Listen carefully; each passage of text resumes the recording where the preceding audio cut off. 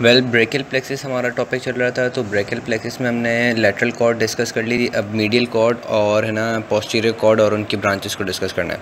ठीक है, तो सबसे पहले मीडियल कॉर्ड। अगर हम मीडियल कॉर्ड को देखें तो मीडियल कॉर्ड में जो हमारे पास सबसे पहले जो ब्रांच निकलेगी वो निकलती है medial pectoral nerve.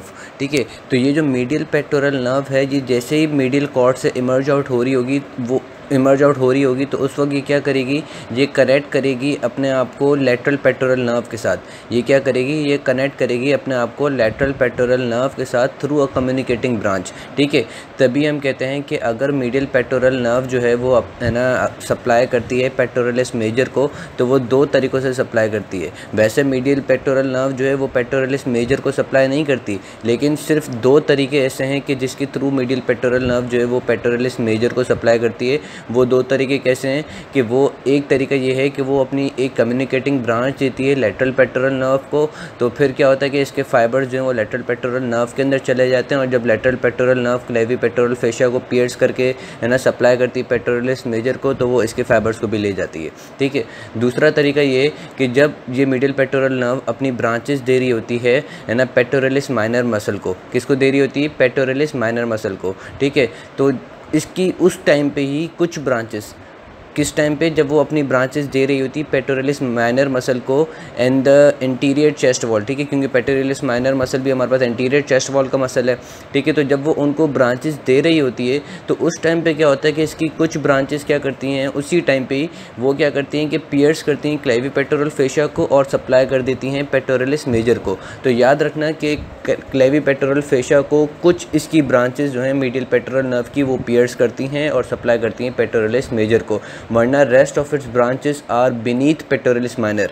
Rest of its branches are beneath pectoralis minor but some of its branches pierces clavipectoral fascia to supply pectoralis major muscle. ठीक है, उसके बाद जो हमारे पास सेकंड ब्रांच निकलती है मीडियल कॉर्ड से, वो है medial cutaneous nerve of arm. ठीक है, जिसको हम मीडियल ब्रेकियल नर्व भी कहते हैं। क्या कहते हैं, मीडियल ब्रेकियल नर्व। ठीक है, medial brachial cutaneous nerve, sorry medial brachial cutaneous nerve.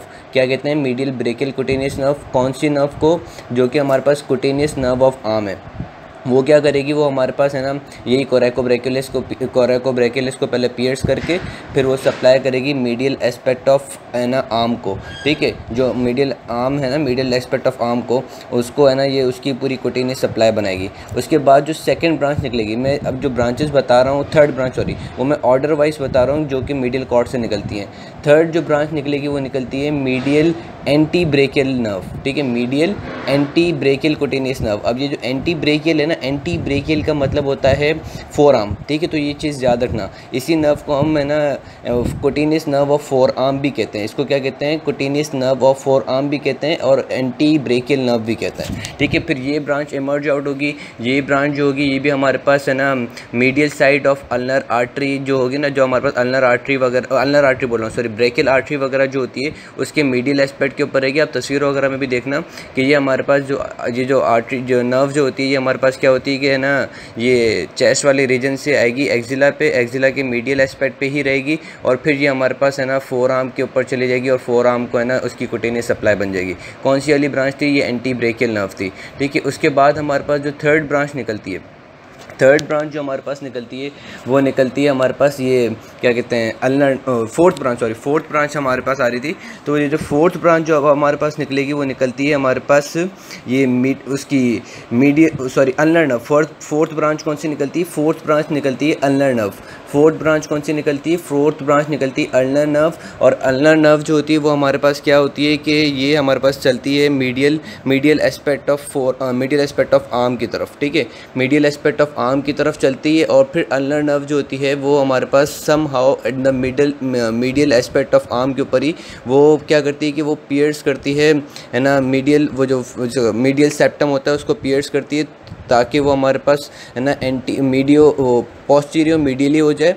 ठीक है, मीडियल एस्पेक्ट ऑफ आर्म के ऊपर ही क्या करती है कि मीडियल सेप्टा जो होता है उसको पियर्स करती है ताकि वो पोस्टीरियर मीडियली हो जाए। उसके बाद फिर मीडियल एपिकंडाइल के ऊपर वापस ये है ना इंटीरियर आ जाती है और फिर जो इसका कोर्स होगा वो हम दूसरी है ना इसकी आगे वाले लेक्चर्स के अंदर और डिस्कस करेंगे। लेकिन अभी सिर्फ हमें जनरल ब्रांचेस समझनी है कि कौन कौन सी ब्रांचेस हमारे पास कॉर्ड से निकलती हैं।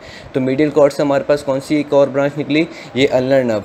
अल्नर नर्व के बाद जो आखिरी जो ब्रांच होगी जो कि हमारे पास कंटिन्यूशन है इसकी मीडियल कॉर्ड की, वो होती है हमारे पास मीडियल कॉर्ड। मीडियल कॉर्ड, ठीक है, मीडियल कॉर्ड क्या करेगी, मीडियल कॉर्ड अपनी ब्रांच कनेक्ट करवाएगी जो लेटरल कॉर्ड ने ब्रांच दी हुई थी, और ये दोनों ब्रांचेस मिलकर हमारे पास क्या हो जाएंगी, एक मीडियन नर्व बन जाएगी। और मीडियन नर्व पहले क्या होती है, लेटरल होती है ब्रेकियल आर्टरी के, उसके बाद फिर ये हमारे पास है ना in the mid of the arm के अंदर वो हमारे पास है ना मीडियल आ जाती है। पहले जो upper part of the arm के अंदर ये मीडियन नर्व जो होती है वो लेटरल होती है, उसके बाद जो ये हमारे पास वो मीडियल आ जाती है टू ब्रेकियल आर्टरी। इसके कोर्स जो है इन सब के वो मैं दूसरी लेक्चर्स के अंदर बता दूंगा।